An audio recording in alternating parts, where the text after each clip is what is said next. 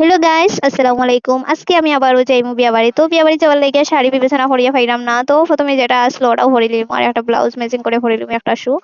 আর চলে যাওয়া যাক বিয়া বাড়ি। তো বিয়া বাড়ি যাওয়ার লাগে আমি, আমার হাজবেন্ড, শাশুড়ি মা, আমার দিদি, আমরা সব মিলিয়ে যাইলাম বিয়া বাড়ি। আর আপনারা দেখতে পাইরা আমরা এখন রওনা হয়ে গেছি। আর এখানে দুলহা দেখ একটু করে বিয়া পড়ানি হইব। চলো দুলহার এন্ট্রিটা দেখা যাক। আমি প্রথমে দুলহার এন্ট্রিটাও দিছি না, এখন দিমু আপনারারে। তো দুলহা আইসন এখানে ব্ল্যাক কার লইয়া, আপনারা দেখতে পাইরা।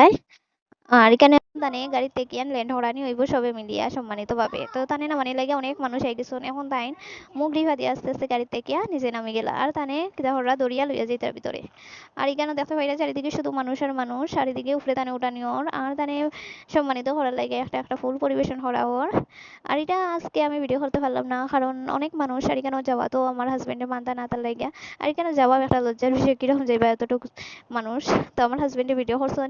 আপনারা যদি ভিডিও ভালো লাগে লাইক শেয়ার কমেন্ট করিও। বাই বাই, আল্লাহ হাফিজ।